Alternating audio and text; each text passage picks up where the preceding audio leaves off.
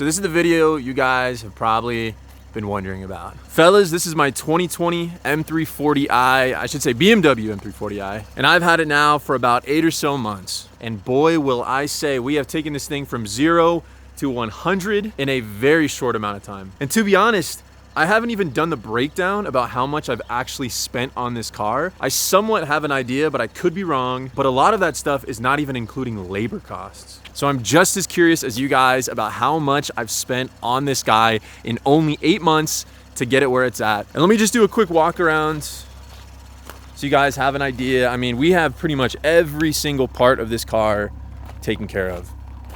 There's only a couple more mods we could do exterior wise, which fenders. Yeah, I'm not gonna spoil them. You guys get the gist. It is pretty maxed out. This is a pretty max prestige build right here. So fellas, what is going on? Welcome back to another video. If you guys are new, man, welcome. Today is gonna be a fun video. We just got tuned on about E75, around there. We switched back from catted to now catless, and we're probably somewhere in the territory mid 700 wheel horsepower and then 700 foot-pounds of torque. And I don't have a built transmission. That's one of the mods that obviously, you know, I'm not gonna be covering because we don't have it. So this guy right here is on a death wish. I can't even bang through gears full throttle because there's probably a good chance it's gonna break. So yeah, now you know what we're kind of dealing with here. We're gonna go through all that rundown. You guys might even learn some stuff from this and some of the mistakes that I made, at least through my build process, that I probably regret and I wish I would have done over again. But I think before that, we're gonna go on a drive. This guy needs probably a car wash just because it's a little dirty. It's been sitting here, it's been raining, it's been snowing actually. Those are a bunch of mountains back there covered in snow. So we'll take it to the car wash real quick. We'll get her nice and shiny. And then fellas, we will see how much I've spent on this car.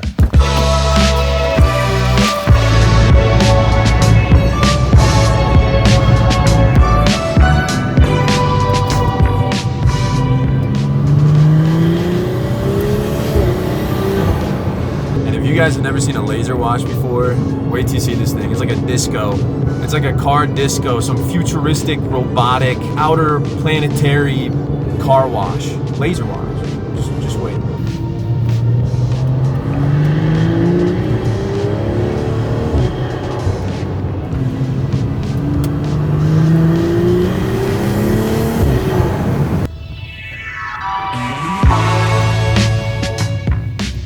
Welcome to Blue Surge. I mean, look at how nice this is. I can just buy these little things from the app. So I got a little QR code there. I just go beep right under the thing and I'm in. I'm laser washing. I swear, this thing does a better job than it'd probably take 30, 40 minutes to wash a car, you know, by hand. I mean, check out this Volvo. Look at that. I don't even remember what I was saying. Oh yeah, the amount of time you save from this for the money is so worth it. Because at the end of the day, time is money, and this car wash saves me a bunch of time, and it does a great job, so I can't complain. So you guys got to check out laser washes. I feel like I should be a laser wash ambassador at this point. I mean, come on.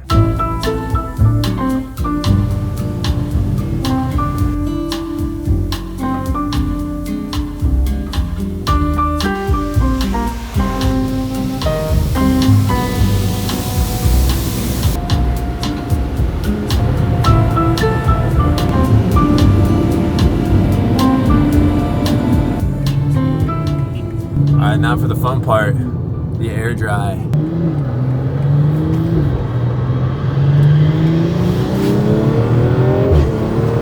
Oh my God, bro. Dude, that's the first time I actually hooked. That was insane. That's the first time this car actually hooked and ripped. It's because before I was used to the all seasons, like when I did my hits, but that wasn't even full throttle and it felt like the car was like about to take off. I guarantee from the outside, the front was coming up. I don't even know where to start. I do not even know where to start. I think what we're gonna do exterior first, and then we can probably do some performance stuff. To be honest, I don't even have really any interior modifications other than maybe like window tint, if that even counts. Why don't we just start off with our chrome pexes here. These are the chrome Apex VS 5RSs. They are chrome plated, so the original color was satin bronze. We got them shipped off to a place called Wheel Flip in California, and they chrome plated them with legitimate chromium, which is pretty cool. So it gives it like a nice baller look. I mean, we've seen a couple other people do it. I just love Apex, you know, style wheels in general, like this spoke design and how lightweight they are. For me, they have the aesthetics and they obviously have the performance to match that. And then, yo, what is this? What is that? These Johns ran me about 3K. I got them used on eBay with tires. And then the chrome plating was like 1,100 shipped. Basically 4,100 for this set of wheels. And obviously it would be a lot more expensive if you were to buy them, you know, new. Obviously I got them used with tires, so 4,100 for me is what they came out to. They are 19 by 9.5 squared ET25s on 265 35 19 PS4Ss. So that is my tire setup, and yeah, I think they look pretty good. I'm very, very happy with them. Definitely a very aggressive look. I think it just complements the car so well. So that is the wheels and tires. Now we have our brakes. Might as well do the brakes.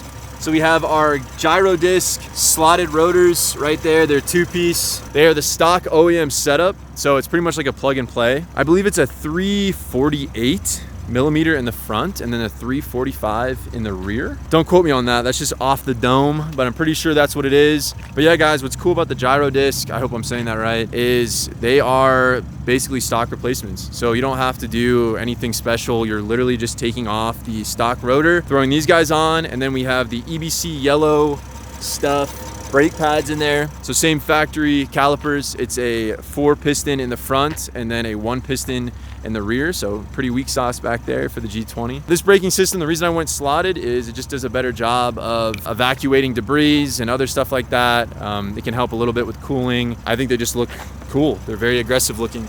So that is the GiroDisc slotted rotors. It's on the fronts and the rears with the EBC yellow stuff pads. Those ran me total, it was 2,200 for all 4 rotors, and then the pads were about 350. So let's just call it 2,500 for the brake setup. Onto the carbon. I think we're gonna do the carbon pieces. We'll do our carbon lip. I don't know the style of this lip, but the reason I went with it, it's kind of like the G80 style Vorshlag lip or the V style. I mean, it's not really, but it's the only one that kind of wraps up on the corner here and has some kind of dimension to it. You know, it has like these little connection pieces, and there's more stuff going on. It's a little bit more intricate than some of your other lips. That's kind of the reason I decided to go with this one. So the lip here I got from a place on eBay. Pretty much these lips are sold, you know, rebranded from a bunch of other companies, so I didn't want to pay the premium from them, so I just got it from eBay. This guy ran me about $350 and it's held up pretty well. I think it looks pretty good, so no issues there. I guess we can move on to our carbon side skirts. Let me go over to this side just because we can get some more light on it. They're pretty dirty right now, but these are the CMST style carbon side skirts. Same thing, eBay, same company that I got the lip from. Ran me about $350 as well. I think they're actually closer to $400.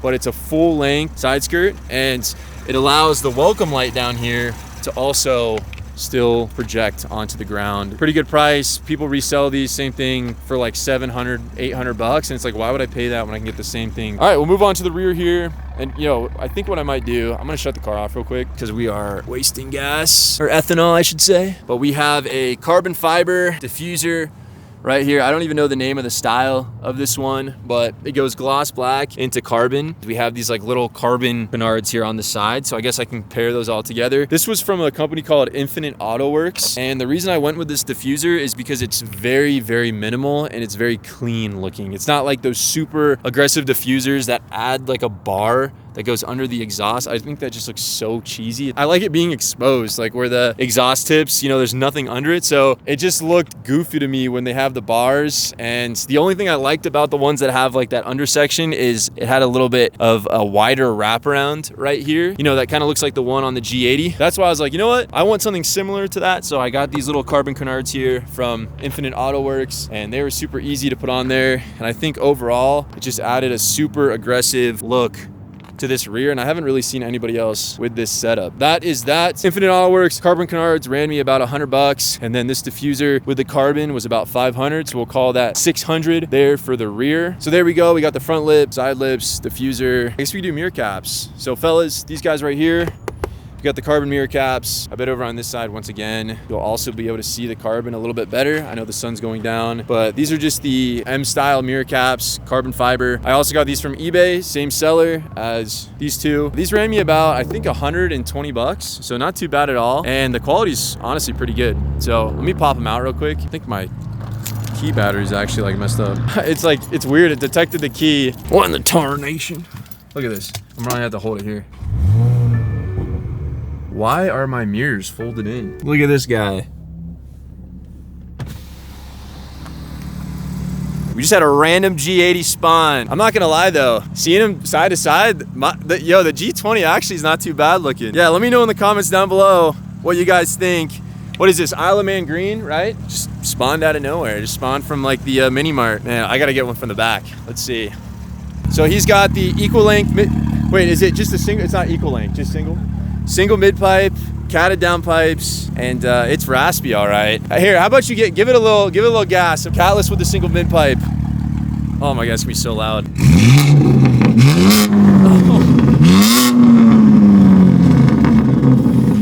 Dude, that's just that's obnoxious. Oh my gosh. Here, hold on. Get in my car real quick. And so this is high flow catted all the way back.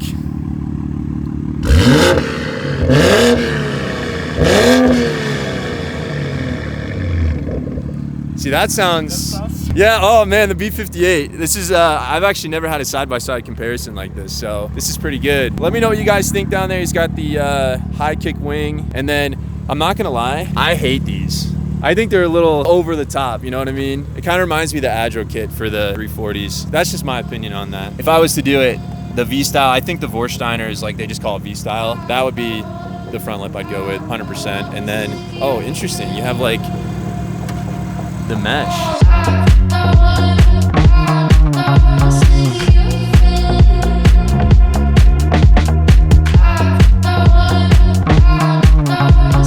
Here we go. Catless. So this is single mid pipe with catless.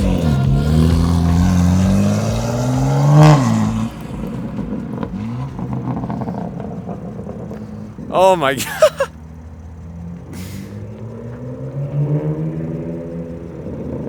Oh, it's so loud.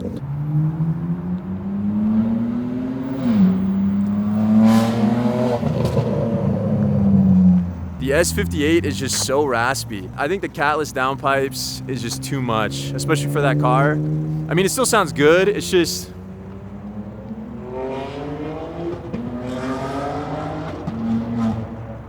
okay, that actually sounded pretty good. Yo, my mind might have been changed. Like, that had a little bit of a GT3 note to it. I think it's because of the DCT though. I think if you're gonna do it, you go 200 cell catted, single mid pipe, back into the, you know, valved stock exhaust, and I think that's the perfect G80 setup, at least in my opinion. But anyways, what are the odds of that? It's so funny how that just happened. So back to what I was saying, that is the M style mirror caps. Looking pretty good, looking pretty good. I just think it totally changes the look of this car. It makes it look so much more aggressive, and they're pretty cheap. So that's why I got them off eBay, because same thing, I didn't want to pay, you know, a premium for literally the same product. I think next one, we're gonna go big boy.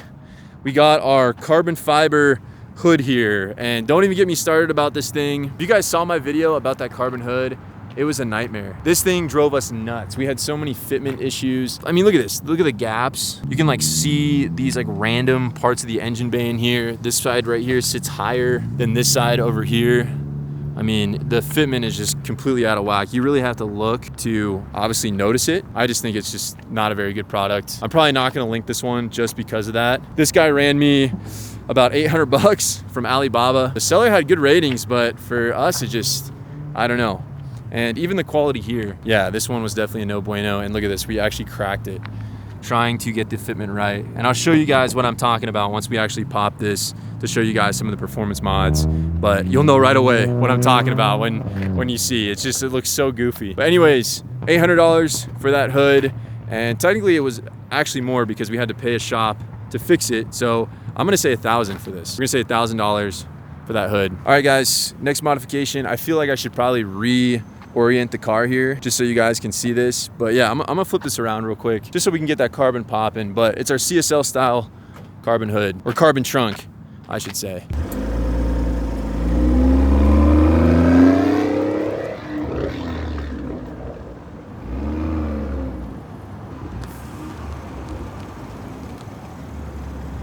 She's looking pretty good, man. It's a nice angle. Fellas, here we go. CSL style, carbon trunk. This is probably one of my favorite mods just because I think it looks so aggressive. I like the fact that you don't have to put a spoiler on there, so it doesn't look as tacky. And I like the duckbill look. I think it's just such yeah, it's just clean, man. It's a clean look. Very aggressive as well. This guy ran me about $1,500 from Souvenir Motorsports. So Souvenir Motorsports was where I picked up this puppy, and I feel like most of them are the same. There was some issues here having to obviously cut out these parts. Other than that, I mean, it's pretty good quality. I think it looks really good. I'm trying to think if there's anything I got used other than the wheels. You know, I just want stuff to happen. So it's like, if I like a part, I'm just gonna buy it, put it on, and yeah, I just don't want to wait around. So, you know, some of you guys might be like, what? You paid $1,500 for that? Bro, relax. I'm not worried about a couple $100 when I can just get the product now. And I know it's new, it's not abused. You know, someone else didn't mess it up. So for me, that's worth it. And that just makes sense. So CSL carbon trunk, $1,500 on that puppy. Probably my last two that I can think of is our satin black wrap. Fellas, this car has a 3M 2080 satin black wrap. I really like it. I think it looks so good. The original color is Portimao blue. This was the OEM color, which is a great color. I love Portimao blue, but I'm a black kind of car guy, man. I gotta have the satin black. I think it just looks stealthed out. I know a lot of people say, you know, satin black can look kind of junky and, you know, ghetto or trashy, but it's like, dude, I think this car looks, I think it looks good, especially in person too. In video, it doesn't really do it as justice as much. In person, the satin wrap looks so nice. I mean, this thing just is silky. Satin black wrap, 3M 2080. I paid a shop about $3 grand to do it, which is a pretty good price. They didn't wrap the trunk or the hood, but I thought it was pretty fair for $3K to do the entire car. And then I did gloss black here on the roof. So I don't know what brand they went with on that, but I think the gloss black looks nice because it adds some nice contrast and it almost looks like a moon roof. You know, we want to add some contrast. You know, we got to have, you know, it can't just be all one color. We got to have some fun. So that's why I went with that. But yeah, $3 grand for the wrap there. So tally that guy up. And then the next one, which is, man, I have some beef with these already too. Check them out. You see this cracking right here? Do you guys see that? We got the Alibaba Laser Lights, which is probably one of my favorite mods we've ever done on this car. Let me actually get those guys lit up for you. So there they are in the flesh. Look at that, man. Those things look so good. Yeah, I was really hesitant to get the, you know, these lasers just because I really wanted the Shadowline OEM lasers, but I was not about to spend $8 grand for a pair of those. And then some of the other sellers that had them on eBay and stuff just seemed kind of sketchy. So this made sense. These were only $800. And I haven't had any issues with like fogging or condensation, and they are stupid bright. Fellas, when I say these are bright, I'm not joking. People flash me all the time when I'm driving, just normal, thinking my high beams are on, because these guys are just, I mean, it is piercing. I think it's because it's the European spec. Definitely a very bright light, and we did swap out for the yellow DRLs. I'm pretty satisfied with these. Obviously, the cracking is kind of annoying. Overall, I think they look better than just the adaptive LEDs, and I mean, you can't go wrong with the yellow lasers, baby. Let's just get one more look. Oh yeah. And I'm pretty sure I mentioned price already, but yeah, $800 for these guys shipped. Pretty good deal. And then the final mod, exterior wise. Oh yeah, and just so you guys think I'm not teasing you or anything, look at it. It is bone stock in here. I don't have any interior mods at all. I thought about doing like a carbon steering wheel, but it's not for me. But anyways, Little Trees Peaches, man. You cannot go wrong with that air freshener. This is probably my favorite mod here. Peachy Peach. Such a good smell, man. I just want to eat my car when that's in there. Last little exterior mod that we did, our window tint. We have ceramic all the way around. We have 15% on the outsides, or I guess on these windows, wrapped all the way around the back. And then our windshield here is 35%. Pretty dark. I mean, obviously the car's flipped around right now, so you can't see, but if it's cloudy, you can't really see in the car at all. And at nighttime, I still have really good visibility. So that's why I went with the 15%. I didn't want to go 5% with a 20%, you know, windshield. I think that's too dark. Plus, I mean, you can't even really see in the car right now. And ceramic for me made the most sense. It's got heat rejecting technology, and it's, you know, it's super high quality film, clarity wise. So that's why I went with that. I believe I paid $1,300 for tint, and that is including the windshield. The windshield was obviously the most expensive. It was like $400. I wish I would have done on the windshield is that chameleon tint. I think the chameleon tint would look crazy with this setup. Like a bluish green chameleon tint would be sick. Or I know there's a place that has like I think it's called sunburn or something like that, or slow burn. That would look pretty crazy. on, you know, this setup. That's a window tint, so $1,300 for that. And yeah, I'm trying to think if there's any other exterior mods. We did have GTS taillights clear before, but we removed those, put back on the OEM, just because I think these look a little bit cleaner and, you know, it flows better. Yeah, that is the exterior mods. I now think it is time to move on to the fun stuff, the performance mods. So I'll start on you guys easy here. First performance mod that I have is upgraded sway bars. I have H&R Sway Bars on the front and rear with upgraded end links. The reason I went sway bars is just because I wanted the handling. I wanted this to be a little bit more aggressive when it came to, obviously, you know, its drivability. Yeah, man, sway bars, the one thing about them is they're just so expensive to install. You actually have to drop the rear subframe, or it's either the rear or the front, I can't remember, but the labor cost is nuts. I paid $1,800 from my homie connection at BMW. If you guys didn't know, I actually used to work at BMW. I was a sales consultant at a BMW dealership. I obviously made a lot of friends with the techs there, and they always hooked me up with, you know, parts or, you know, if I needed work done on my car. So they gave me basically the homie hookups, but still $1,800. It took them like 12 hours to do them. Sway bars, I'm not gonna factor in the labor price of it, but I had to mention that just because it's pretty gnarly. But sway bars were $700 for those Johns, and then my end links, can't remember the brand of those, but those were about $300. So basically $1,000 total for the upgraded sway bars and end links. And that's pretty much all my handling upgrades other than my coilovers. So fellas, if you didn't know, I am on ST suspension. They're XAs, but it's like the KW V2s. Same company, it's owned by KW. Pretty much the only difference is just like the galvanized steel I think they use. I don't know if that's true or not, but I'm pretty sure that's what I've heard. But I went with those just because I didn't want to drop the coin on the KW V3s. I wanted to have something that still was really, really high quality, got the job done, does the exact same thing as the V2s, but obviously $1,000 cheaper. So ST suspension XAs for the M340i runs you about $1,200. Obviously installation is going to be expensive as well, just like sway bars. I have a homie hookup for those too, so I didn't have to pay labor, but regardless, it was H&R springs before, and I just hated the fitment. I just thought, you know, it's not for me, and the ride quality is just horrible on the springs. So that's why I decided to go coilovers, and I definitely don't regret it. The coilover and sway bar combination on this car is killer. All right, so now I think it's time for a little bit more entertaining mods. Guess we'll start with our Master of Art and Design full cat back. It's 3.5 inch all the way back into this valved system here. So there's the muffler. From the downpipe, it's T305 or T306, whatever it is, stainless steel. I think it's a really, really solid exhaust. It was basically between this guy and the Valvetronic exhaust system. The only reason I went with matte is just the price. I didn't want to pay $1,000 more for a Valvetronic system when I pretty much get the same thing through Master of Art and Design, and it reuses the factory actuators. So it's all plug and play with the system already. I didn't have to install like anything, you know, separate. So it sounds great, and I like the tips on them. I honestly would have changed the tips, but I'm not really gonna go crazy about, you know, being nitty gritty over some exhaust tips when these are perfectly fine. Yeah, the matte exhaust I got on sale. It was like $1,500 for me. I think it's usually like $1,800 or $1,900, but yeah, $1,500, Master of Art and Design. Let me give you some clips real quick. Just might as well. I mean, you guys saw some clips earlier, but I'll give you some more because I'm nice. So this is gonna be in comfort. This is valves closed.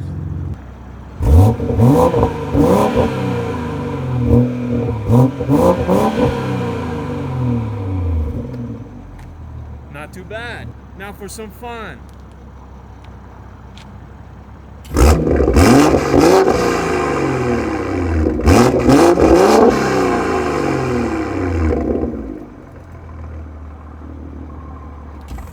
That is the Master of Art and Design catback exhaust for the M340i, and I think it sounds great. I think it's perfect. I mean, you cannot beat that price. That is that mod. Now, let's have some fun. Check her out. I think it's time for some engine bay. Alrighty. So fellas, I think the first mod we will go over for this setup is our downpipe. We have an AA or Active Auto Works catted downpipe. It's a 400 cell downpipe. I have a whole video about why I switched to that setup. I just am a refined guy. I don't like a bunch of exhaust smell. I don't like raspy tones. Just like you saw with the G80. I mean, it's just so raspy. I think there's a way to clean that sound up a little bit and it'd just be perfect. But I was catless before and I just switched back over to this guy. So the tried and true AA catted downpipe is what we are rocking. Next up, I guess we go over this catch can here. We have the BMR, pricing. That will run you about 1,500 bucks. So obviously catted is a little bit more expensive and it's high quality. So 400 cell, very expensive, $1,500 for that puppy.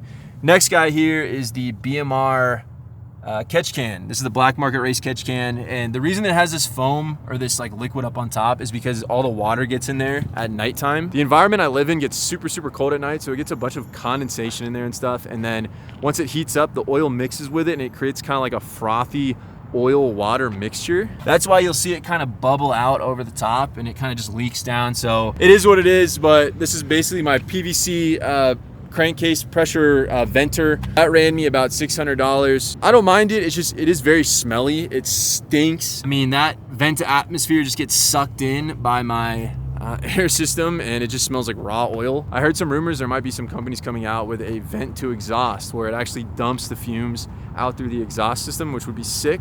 So stay tuned for that. Next one we can do is our intake. We got the RamAir 102 millimeter intake here on a KyoStar intake system. So basically MST style. We have a ProRam 102 millimeter filter and the DAW or Dynamic AutoWorks turbo inlet. This little silicone inlet here came with my turbo, and then this is obviously the KyoStar one that connects to that. But this setup in general, filter and MST style intake, I guess is the easiest way to say it.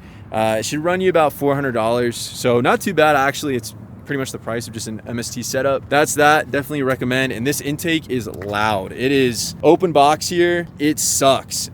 I don't know how else to say it. If anything, my car has too much turbo induction noise because of how much air it's pulling in through that intake. So definitely recommend that if you guys want some performance gains, especially if you're on a bigger turbo setup. Next here we have our Bimmer Network intake manifold. It has the port injection on it. So here's the fuel rail. We have the IDX 1050X injectors through the fuel rail into the manifold. So this manifold itself run you about $2,000, give or take. Fuel rail is like an extra $100. And then the injectors, I don't remember how much those are, but the reason I went with the 1050 injectors is just because obviously I can flow a lot more. If I'm already doing port injection, might as well just have some pretty beefy injectors. And then this intake manifold is pretty good, honestly, for the value. It's an upgraded core, so you don't have to like use, you know, like your factory one, like some of the older ones. It's all upgraded. So I believe it's twice the size, or like 2.6 or something like that, the size of the OEM one. So definitely has helped with the IATs keeping a little bit more chilly than normal. I know there's some other ones out there, obviously the CSF one, and then the RK AutoWorks has a really nice race one that's super beefy. Single pass is going to get you the most performance for $2,000. Pretty much cannot beat this. The reason I wanted the intake manifold was not only the cooling benefits, but obviously to have the fuel rail line up properly with the injectors properly seated in the port. It's actually spraying properly. That's part of the reason I went with that. So this will run you, like I said, $2,000, $100 for that. Next one here is the FTP charge pipe. This red guy here, that will run you about 300 buckaronis. Red and red,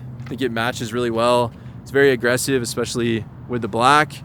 And it's kind of like a Spider-Man build right now. You know, we got the Portimao blue here and the red on red. That's why I went with this setup, at least port injection and intake manifold wise. And guys, I apologize if it seems like I'm rambling. I'm just trying to get through this video quick. I don't want to be sitting here, you know, yapping about my upgrades and all that good jazz. If you guys have any questions about them, you can always DM me on Instagram. That's a great way if you guys want to communicate with me. I'm more than happy to, you know, give you some advice or let you know some of my experience with some of this stuff. So back to our direct injection upgrades here. We have our Dorch DS25 high pressure fuel pump right there. So that guy is our first DI upgrade. That will run you about $2,200. And then we have S58 injectors, which is also a part of the DI setup. Those guys will run you about $1,600 or so. I think Dorch has like a dealer, something like that though, where you can get it for like $3,400 as a package. Very good setup. Honestly, if I was to do this build all over again, I think I would only do an intake manifold. I wouldn't do port injection. I would just do the direct injection. I do the direct injection fuel pump, the Dorch pump, and the injectors, and that would be perfect. It would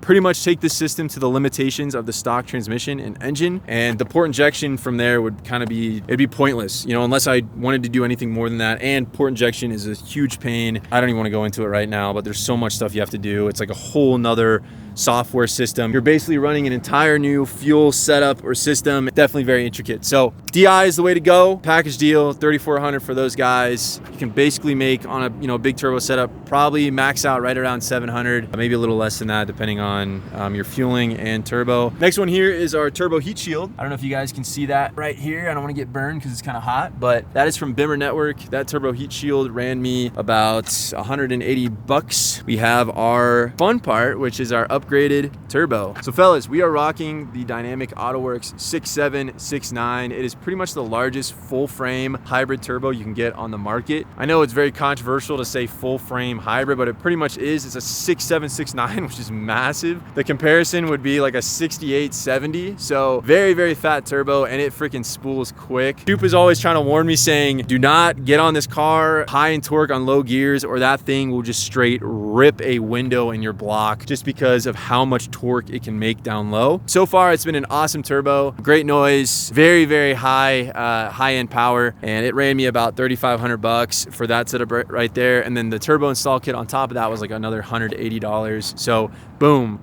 Rack it up, add that to the damage report. Next thing we have, other than turbo, we have our reflex. Our motive reflex is right through here. That is a system that basically communicates with our port injection, and there's actually a fuel line that runs down under the car all the way back here to my low pressure fuel pump. So I have a Precision Raceworks low pressure fuel pump, if I can even open my door. Basically in the back seat here, under the seat, we have an upgraded Precision Raceworks low pressure fuel pump. It's an AS640. That definitely helps with the port injection side of things, allowing the car to have the proper fuel supply. That in total basically is $4,000. The reflex and harness, I have a Tint plug and play reflex line with the actual motive, low pressure fuel pump, 10 bar sensor, all that jazz is pretty much $3-ish K. I'll say $3K because I forgot the injectors. I'm removing those from that. So it's pretty much $3,000 for that setup, the plug and play harness, all that good jazz. If you want to run port injection, yeah, fellas, I mean, that's pretty much the setup. I can't think of any other stuff that I've done to this car. Am I forgetting something? Let me think here. Man, my battery's at 2% too. Yeah, guys. Oh, and here's what I was talking about on the hood latch. Look at this. Look at how bootleg this is, dude. The mounting points were completely off, and this is actually supposed to be flipped to match the OEM orientation. So this is definitely not safe.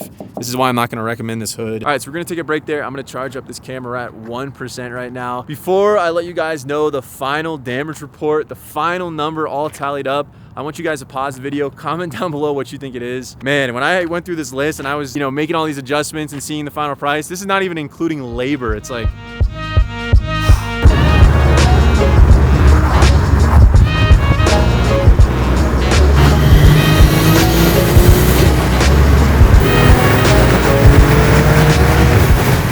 we made it back. The moment of truth, the moment you guys have all been waiting for. How much $58 did I spend on this guy right here? In my hand here, I have the entire mod list breakdown, pricing and all, so feel free to pause it. This is everything excluding labor costs. So this is just cost of parts here. And obviously I have some hookups, so I didn't spend as much money in labor for certain things that I couldn't do that maybe I would if I just went to a shop. I don't even want to know my labor numbers because we're just gonna pretend those don't exist. But here we go. On the bottom of this piece of paper here, I have it flipped over, so it's not showing the total cost that we have invested in this guy right here. So I don't know what you guys are waiting for. I think it is time to unveil the moment of truth and to put me out of my misery, for me to finally swallow how much the B58 has sucked down my bank account. Drum roll, please. You can see I have it labeled right here. Total B58 fellas. There it is. The total amount I have spent on this vehicle, excluding labor costs, $41,000 and probably some change. And how funny would it be? Should I just frame this? Should I just make this a little bit more professional and artistic and just put it on my wall? Can you imagine that? You just walk into someone's room and it's just M340i mod list.